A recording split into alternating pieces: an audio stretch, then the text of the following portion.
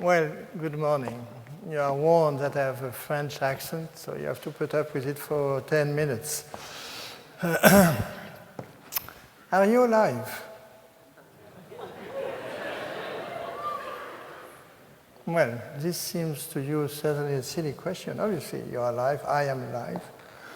It's obvious, but we are going to see that it has not always been obvious to be alive at our age. When I was born, 1944, I love these four ladies, life expectancy at birth was 60 years of age, 60. When my father was born, 1903, life expectancy was 50. When my grandfather was born, before Roosevelt, before Lincoln, in fact, 1857, life expectancy at birth was 42. And when the grandfather of my grandfather was born, that is before the American Revolution, life expectancy at birth was 27. Between 27 and 35, it depended on the year. Now, today, life expectancy is 80 years on average in developed countries. Well, it's incredible. Incredible how many years we gain in such a little time span. In 1900, 20% of the children died before they were 5. In 1850, in Paris, 55,000 children were born, but 26,000, almost half, were abandoned because rich families had wed nurse had children, and they were abandoning their children. So you have no idea, we have no idea of what happened in such a short period of time. Not only do we live longer, we gained 10 years since 1970. But we are also, and that might surprise you, we are also much less dependent. 40 years ago, on average, each of us was 12 months dependent. That means we needed somebody to live. Now, the average, it's only 9 years. So, you know, it's an incredible progress. And it's an incredible progress, and we don't speak much about it, as you are going to see. Now, if I were going to ask you 5 out of the 10 richest countries of the world, I'm sure you will give me 100% correct answers. But if I were going to ask you, where are the countries of the world where life expectancy is the longest? I am not so sure that the answer will be that good. The first one. Japan. Almost. Macau. Well, Andorra, in fact. Macau is number 2. Well, big countries. The first is Japan, yes. In Europe, the first is Sweden, then it's France. And America is ranked 44. So, would you rather be rich or alive? Well, of course, this is a second stupid question. Because in order to benefit from these earth bounties, you need to be alive. But when you look at the news, you know, GNP, the growth of the first quarter, 1%, and so on, all the time we speak about economics. So, are you alive when you are rich? It's what we are going to see. Watch, because it's going to go quite fast. Okay, you have 2 types of data in this graph. On the x-axis, it's income, GNP per capita. And on the y-axis, you have life expectancy at birth, and that is 1970, and you don't see anything yet. Okay, 1980, you see Korea, the orange dot in the bottom appearing, and you see Japan. In the top, it's Japan color is red, okay? And you start to see on the right United States of America. So you already see in that graph that life expectancy in Japan in 1980, 31 years ago, was higher than the American life expectancy. Well, I don't know what year is that, but something like 2000, 2004, 2006. Well, of course, you find in these graphs that Norway did find some oil, so they are rich. You find that at that time, Ireland was supposed to be rich. And you find that Korea has the same life expectancy as America. Another set of graphs, more surprising, does what we call health expenditures, money we spend with doctors, increase life expectancy. So again, 1970, a bunch of countries. 1980, you also see Korea appearing, and you already see that the US traveling its own way to the right of the graph. 1990, 2000, 2004, and 2006. So you realize that you do spend more than three times more than Korea, which is a country where life expectancy is better. And you spend half more. And when you look at another data, percent of GNP, the American figure, as you know, this year is 17% of GNP, and Japan is a little bit above 8%. Another graph, and the last graph, and this graph, I found it 7 or 8 years ago. It's extraordinary. 5 countries, US, Japan, France, Ukraine, Russia. 1939 to 2007. I did not invite it, Mr. Larsen.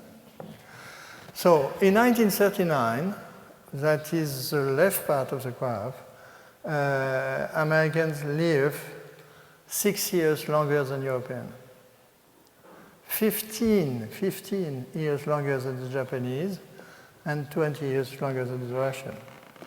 And as you see in the graph, something very surprising for me when I discovered that almost everybody converged in the middle of the 1960s. Look, the middle of the graph, Russia, only 3 or 4 years less of life expectancy, and then it diverged.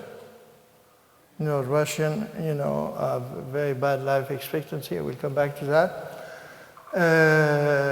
The Japanese now live 5 years longer than the American and 2 years longer than the European. European lives then 3 years longer than the American. So, 3 minutes. And a few words about each of these countries. Your country, that I love, in which I've lived, have a specific problem, and I don't want to make a caricature, but I think, and it's a link between my speech and the speech just before, that one of the reasons why you have healthcare problems and obesity has to do with loneliness, with the fact of being alone. I don't know if you remember a book which was written 40 years ago by Philip Slater called The Pursuit of Loneliness. And there's a lot of evidence, as far as food goes, that when you snack, when you live alone, when you eat alone, you increase your weight. with identical intake. So remember, there's a French rule: you never snack. You eat what you want 3 times a day with your friends, and that's it. You know, I have a good friend of mine who is a champion squash player of this country, over 70. He said he lost 15 pounds following the French rule. Russia. Russia is stable, from my point of view. Listen, now, 2 million people die in Russia every year. They only have 1 million births. So the population of Russia is declining very, very fast. But the worst is that in Russia, there is a lot of accidental, violent deaths. 400,000 a year. So 20% of the deaths in Russia are violent. In general, when there is a lot of killing, like in your country, the suicidal rate is very low. When there is a lot of suicide, like in France, the killing rate is very low. But Russia is the only country where, second country in the world after Colombia, not Colombia, Central American country, which is going to come back, second level of killing by, firearms and the rest. So what my way of looking at the world says is that Russian society is in big trouble. And you see that much better with statistics than with economical data. Japan. Why are the Japanese living so long? Japan is an integrated society. Family helps when somebody is hospitalized, but more than that, when you look at income in a Japanese factory, the difference of income between the highest and the lowest revenue is 5. In France, the difference of income between the highest and the lowest revenue is 7. In America, it's 15. So when you have that type of difference, you don't live in the same world. And that has consequences on integration. I'm going to be killed when I'm going to take 1 minute. France. If I wanted to ask or predict your life expectancy, I will not ask your cholesterol level. I would ask the level of education of your mother. My team has worked a lot on this subject, and we have found that even in France, the best predictor of life expectancy is the education of the mother, because the mother can explain to a child what behavior, what misbehavior, and the difference about health problem between the poor people and the more educated people is that the poor people don't believe that there is a link between their health and their behavior. Okay, so if you want to improve health, maybe it would be better to spend money in education rather than what we call healthcare, which in fact is medical care. Another time I will explain you why you are so expensive. But I did more than my time. And I will finish with Italy. That is for another speech. The life expectancy in Italy is very high. And Italy, Spain, and France have almost the same level of life expectancy. 2 years longer than Germans. But, the birth rate in Italy is a drama. And that's another way. And with that indicator, America is doing very well, Italy very badly, and we count that, and I'm finished, then 40 years from now, 50% of the Italians will have disappeared. So don't worry only about the baby seal. You should also worry about the Italians. Thank you.